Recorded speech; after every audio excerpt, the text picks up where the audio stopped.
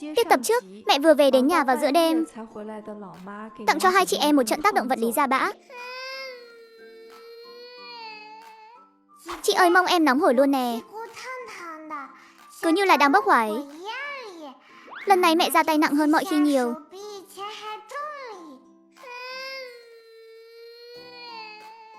Mẹ bị dọa sợ đấy thôi. Ai mà ngờ cái nấm kiến thủ thanh đó ghê vậy. Cho thêm mật ong rồi mà nó vẫn còn làm loạn. Này chị ơi, chị nói xem mấy con lợn con ngũ sắc bố vừa bắt có biết bay thật không? Nếu lúc này tụi mình cũng nếm thử một ngụm, có phải cũng sẽ thấy những hạt đậu vàng từ trên xà nhà rơi xuống không nhỉ? Nếu mà như thế thì bị đánh một trận xem ra cũng đáng giá lắm.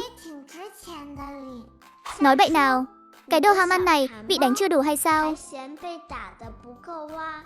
Mẹ nói đó là bị trúng độc đấy. Nếu mà không cứu được, sau này bố chỉ có thể bắt lợn trong không khí thôi. Chẳng còn ai mua kẹo sữa thỏ trắng cho em ăn nữa đâu. Thế thì em không muốn đâu. Không có kẹo sữa thì đời khổ lắm. Vậy chị ơi, mình có đi đào linh chi nữa không? Đào chứ, sao lại không? Nhân sâm đã đáng giá thế rồi. Nếu mà tìm được linh chi, tụi mình sẽ lên hương luôn đó. Ui ra. Nếu mà tụi mình giàu to, em sẽ mua cả tá xăng đan đỏ. Sáng đi một đôi, chưa thêm một đôi. Sướng phải biết luôn á. Ha ha, bên sườn phía bắc có nhiều cây hòe già lắm. Cây nào càng già càng xấu thì dưới gốc mới có hàng xịn. Ồ chị ơi, thế bao giờ mình đi? Mấy ngón chân của em muốn chạy sang đó lắm rồi. Đúng lúc đó mẹ họ Giang ở nhà chính ho một tiếng. Hai chị em sợ quá không dám hò hé gì nữa. Mạnh nha, đi vào phòng ngủ thôi. Vâng thưa chị. Mai mình sẽ lên sườn bắc tìm món bảo vật đó. Sáng sớm hôm sau, mẹ vừa mới vác cuốc ra khỏi cửa. Thiết Trụ và Mạnh Nha đã lén lút chuồn theo sau. Trong rừng cây hòe già, Thiết Trụ và Mạnh Nha đang lom khom chống mông đào bới dưới mấy cái rễ cây đó. Tụi mình sắp đào tung cả rễ cây này lên rồi. Sao vẫn chưa thấy linh chi đâu nhỉ? Mạnh Nha em biết gì đâu. Thứ gì càng khó tìm thì giá trị nó mới càng cao chứ. Tụi mình qua chỗ đám cỏ nước xanh tốt. Đằng kia dạo một vòng xem sao. Biết đâu bảo bối đang trốn ở đó tắm rửa cũng nên. Lúc này Đại Hoàng bỗng vểnh tai lên, nhìn về phía bụi cỏ. Thiết Trụ, mau lại đây xem nè.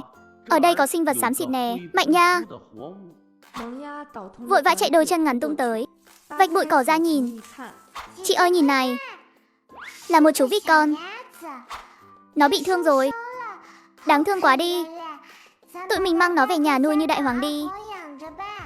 Hai đứa bay nghiêm túc hả? Cái đồ bé tí tẹo này thì đẳng cấp gì chứ mà dám đặt tên giống tao. Cái thứ này ngoài kêu cạp cạp ra, đến con trâu trầu cũng chẳng bắt nổi. Được xếp ngang hàng với Đại Hoàng tao. Liệu nó có đủ tư cách không? Đã không tìm thấy linh chi thì mang Nhị Hoàng về cũng không lỗ. Đại Hoàng, mày đừng có không phục. Sau này Nhị Hoàng sẽ là đàn em của mày. Địa vị của mày trong nhà sẽ được lên hạng 5 rồi. Hạng 5, vậy chẳng phải 4 câu. Không còn là đứa bét bảng ở nhà họ Giang sao? Nói thế thì cũng được đấy. Hai đứa dắt Đại Hoàng, Nhị Hoàng về sân nhà họ Giang. Mạnh Nha, mình băng bó cho nó trước đã. Thế là cả hai bắt đầu loay hoay một hồi. Chú vịt Nhị Hoàng đang bị thương, bị cuốn như con vịt sắp đem đi thịt. Chị ơi, mình băng bó thế này đúng không?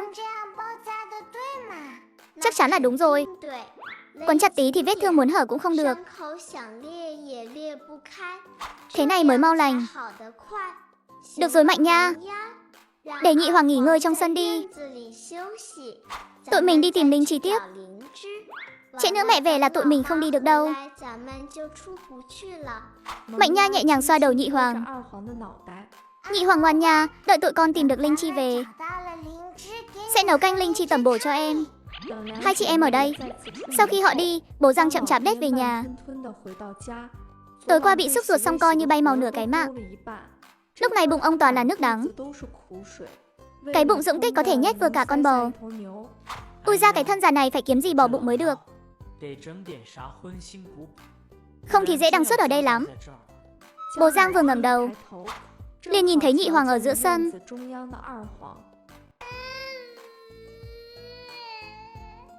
Con không nghe đâu, không nghe đâu. Nhị hoàng của con vừa mới mang về. Giờ chỉ còn lại một thố xương sầu. Thế này, nối tiếp tập trước.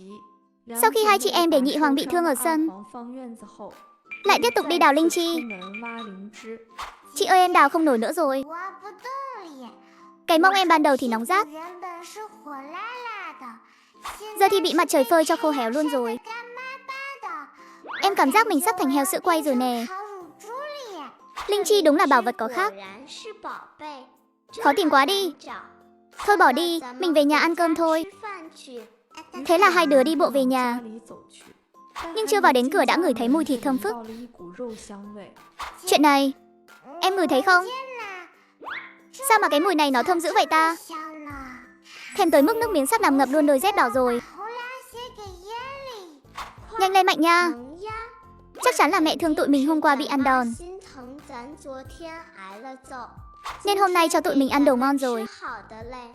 Hai chị em nhìn nhau một cái, rồi vèo một phát lao vào sân. Tụi con về rồi đây. Hôm nay ăn món gì thế à? Sao mà thơm quá vậy? Về đúng lúc lắm, nhanh lên. Mỗi đứa lấy một cái bát to. Hôm nay ăn món ngon. Lúc này mẹ Giang bê một bát thịt đi ra. Còn biết đường vác mặt về cơ à? Đứng được ra đó làm gì? Mau rửa tay rồi vào ăn cơm. Đây là đồ tốt đấy nhé. Hàng rừng đại bổ đó, Mạnh nha. Lúc này nhìn trái ngó phải, thắc mắc hỏi, chị ơi, nhị hoàng đâu mất rồi? Em không thấy nó nữa rồi. Thiết trụ lúc này đầu óc chỉ toàn là đồ ăn ngon, nên trả lời qua loa chắc là nó đi đâu nghịch rồi. Kệ nó đi, ăn cơm trước đã. Trên bàn ăn, hai chị em ăn món thịt rừng ngấu nghiến. Phải nói là cực kỳ thơm. Thịt này ăn dai ngon thật đấy. Da giòn thịt lại mềm. Mà rốt cuộc đây là thịt gì nhỉ? Sao ăn còn đã hơn cả gà mái già nhà mình thế này? Mạnh nha lại càng ăn hăng hái, chẳng buồn ngẩng đầu. Nửa khuôn mặt lọt thỏm cả vào trong bát. Ái cha cha cha. Ngon quá, nước canh cũng ngon tuyệt luôn. Món này còn ngon hơn cả kẹo sữa thỏ trắng nữa. Húp một miếng này vào, em thấy mông mình hết nóng luôn rồi nè. Cái này phải hỏi mẹ các con ấy. Mẹ con thương bố tối qua vừa phải rửa ruột, nên đặc biệt lên núi bắt con vịt trời về tầm bổ đấy. Nhìn xem thịt nó chắc chưa này. Mẹ Giang nghe xong liền ngẩn người. Ông nói gì cơ? Tôi bắt à? Cả sáng tôi ở ngoài đồng nhổ cỏ. Tôi rảnh đâu mà đi, bắt vịt cho ông được. Tôi lại cứ tưởng lúc này ông ở chỗ cối đá. Tự tay thịt nó chứ. Thiết trụ và Mạnh nha càng sững sờ hơn nữa. Hai chị em cứng đờ người quay đầu lại nhìn. Nhìn đống lông vịt đầy ở góc sân.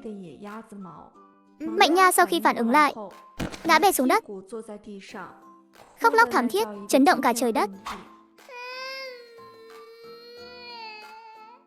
Nhị hoàng ơi, nhị hoàng của em. Em còn chưa kịp cho anh đi dép lê đỏ mà anh đã vào nồi rồi. Thiết trụ đứng bên cạnh cũng ngơ ngác, vừa lau nước mắt vừa vỗ lưng Mạnh nha. Đây là cục cưng hai đứa nhặt về à? Không phải thuốc bổ bà sẽ chuẩn bị sao? Bổ béo cái nỗi gì? Tôi quần quật ngoài đồng mồ hôi nhễ nhại cả sáng, chỉ mong về nhà được húp miếng nước lã. Thế mà ông hay quá nhỉ, đem báu vật con gái nhặt về đi hầm thịt mất tiêu. Cái tính ham ăn nó vận vào não ông rồi à? Cả nhà cuống cuồng dỗ dành Mạnh nha hồi lâu, nhưng con bé vẫn không tài nào nín được. Em không nghe đâu. Nhị hoàng của em vừa mới mang về. Giờ chỉ còn lại một chậu xương thôi.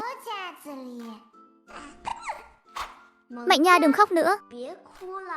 Nghe chị nói này, chúng ta phải nghĩ thoáng lên. Cũng là một sự rèn luyện mà. Thế thì còn có ích lợi gì nữa chứ? Em nghĩ xem, nhị hoàng là của nhà mình. Giờ mình cho nó vào bụng tiêu hóa hết rồi. Cũng coi như là nó đã cống hiến cho cái nhà này rồi. Mạnh Nha suy nghĩ một hồi, thấy chị mình nói cũng có lý. Thế là con bé vừa chảy nước mũi ròng ròng, vừa thút thít leo lại lên ghế, gắp lấy một cái đùi vịt còn sót lại, rồi ngoạm một miếng thật to. Mẹ mơ. Nhị hoàng ơi, sao mày thơm thế nhỉ? Cắn một miếng mỡ chảy tràn trề, độ mặn cũng vừa khéo luôn. Kiếp sau mày lại đầu thai làm vịt tiếp nhé, ngon thật đấy. Thiết trụ thấy em gái ổn rồi cũng bắt đầu ăn ngấu nghiến. Mạnh Nha nín đi nào. Thịt cũng đã trôi xuống bụng rồi. Em có khóc nữa thì nó cũng chẳng sống lại được đâu. Tay nghề của bố lần này đúng là không tồi. Vịt trời đúng là dai ngon hơn hẳn cả mái nhà. Nhớ mẹ quá đi thôi. Múc cho con thêm bát canh nữa. Tiết tập trước, sau khi ăn xong, hai chị em nhà nhị hoàng đang nằm nghỉ ngơi khoan khoái trong sân. Nhị hoàng à, chị xin lỗi mày. Tiết tập trước, hai chị em hớt hải chạy về sân nhà họ Giang. Mạnh Nha, mau đi lấy cuốn y thư bảo bối của mình ra đây. Dạ vâng thưa chị. Mạnh Nha chộp lấy cuốn y thư đã lâu không đụng tới, rồi ngồi khoanh chân lại, vỗ vỗ vào người đại hoàng bên cạnh. Mày cũng lại đây mà xem này. Cái này có thể giúp chúng ta sau này có số hưởng ngày ngày được ăn thịt rồng đấy. Tuy bản Uông đây không biết chữ, nhưng chỉ cần được ăn thịt là được. Thế là hai người một trò dán mắt vào cuốn sách, bắt đầu nghiên cứu. Thấy chưa? Mạnh Nha, lão già họ Đỗ chính là ăn loại cỏ này. Mạnh Nha cũng nhìn kỹ lại. Đúng là giống thật đó nha. Hóa ra ông cụ bác sĩ đưa cho tụi mình thực đơn thật. Luôn đó. Thế thì sau này ngày nào em cũng được ăn ngon rồi. Sướng rơn cả người luôn nè. Lão Đỗ bảo là có thần tiên này mà nấu với ốc biêu thì chính là thịt rồng luôn đó. Ngon đến mức ăn xong phải ôm bụng mà đi luôn, nên mới gọi là có ôm bụng. Chị ơi chị, tụi mình cũng phải ăn thịt rồng thôi. Thế khi nào mình đi ạ? Ngay bây giờ mình đi hái sạch cỏ luôn, bắt sạch ốc biêu luôn. Nếu mà đi muộn là bị lão Đồ cướp sạch mất. Mạnh Nha vừa nghe đồ ngon sắp bị cướp hết là mặt mũi bí xị ngay. Đang chuẩn bị đi. Thịt rồng này đều là của em hết. Chị ơi mình mau đi thôi. Trên sườn núi phía tây, hai chị em cuối cùng cũng tìm thấy đám cỏ ôm bụng xanh mướt mượt trong hốc núi. Toàn là đồ ngon thôi. Chị ơi mình giàu to rồi, Mạnh Nha ơi. Mau hái hết đi. Sau này bữa nào mình cũng được ăn cỏ ôm bụng nhé. Mạnh Nha nghe xong hai mắt sáng rực, làm việc hăng hái cực kỳ luôn. Chẳng mấy chốc, đám cỏ ôm bụng đó đã bị hái sạch sành xanh. Tất cả đều được hai chị em nhét vào gùi. Đi thôi. Mạnh Nha, đi ra rạch phía bắc bắt thịt rồng nào. Rạch phía bắc là một cái mương nước thối không ai thèm tới. Chị ơi ở đây hôi quá đi. Thịt rồng sao lại sống ở đây? Hừ, cái này gọi là báu vật thường giấu trong ổ hôi thối. Em thử nghĩ xem đậu phụ thối có thối không? Ăn vào có thơm không? Thơm ạ, còn thơm hơn cả thịt luôn. Thế thì đúng rồi đó. Nó sợ người khác ăn sạch mất, nên mới cố tình làm cho thối thế này. Chỉ có những người thông minh như tụi mình mới tìm được thôi. Hóa ra là vậy. Cái thịt rồng này gian xảo quá đi. Đại hoàng, xuống thăm dò đường đi. Tao không đi, bản Uông đây có bệnh sạch sẽ. Đây chẳng khác gì cái hố phân cả. Cậu không đi hả? Thế thì thịt rồng tối nay đem cho con chó đen nhà bên cạnh ăn đấy. Đại hoàng vừa nghe thấy, đành ấm ức nhảy xuống. Mạnh Nha thấy đại hoàng xuống rồi, cũng lập tức đi theo. Mẹ ơi, con tới đây. Cả hai lần mò trong mương nước thối một lúc, chẳng mấy chốc đã chạm phải thứ gì đó cứng ngắc. Chị ơi, nhìn kìa, em tìm thấy thịt rồng rồi. Con ốc đồng to quá đi. Cái này chắc chắn toàn là thịt. Thiết trụ cũng cười hớn hở. Giàu to rồi, giàu to rồi. Chỗ này toàn là ốc. Bỗng nhiên Mạnh Nha bị thu hút bởi mấy thứ màu hồng, trông như mấy chùm nho ấy. Chị ơi, nhìn kìa, cái này là gì vậy? Trông xinh xỉu luôn, giống như kẹo sữa vị dâu vậy. Thiết trụ ghé sát vào xem. Tuy chưa thấy bao giờ, nhưng vẫn cứ thích đoán mò. Mạnh Nha ơi, chúng ta giàu to rồi. Đây chính là long châu đó. Thế còn đám này? Em xem ốc thường có mọc được hạt châu hồng này không? Chứng tỏ con ốc này thành tinh rồi, sắp hóa rồng đến nơi rồi. Ăn vào biết đâu tụi mình bay được luôn. Trời ơi, long châu kìa. Em muốn ăn thử quá, để xem long châu vị thế nào. Cứ mang về nhà đã, phải nấu chín rồi mới ăn, không là không bay lên được đâu. Mau mắng hết về nhà thôi, không trở lại cái nào hết. Hai đứa với con chó càn quét sạch cái mương, bỏ đầy ắp cả cái giỏ tre, mới thỏa mãn đi về nhà. Mạnh Nha nhìn giỏ chiến lợi phẩm cười tít mắt. Chị ơi, tối nay tụi mình thành thần tiên luôn hả? Chắc chắn luôn. Vào thôi, tạo bất ngờ cho mẹ nào. Vừa vào đến sân, đã thấy mẹ đang giặt đồ ở đó rồi. Chúng con về rồi đây. Hai đứa này lại đi nghịch ngợm cái gì rồi?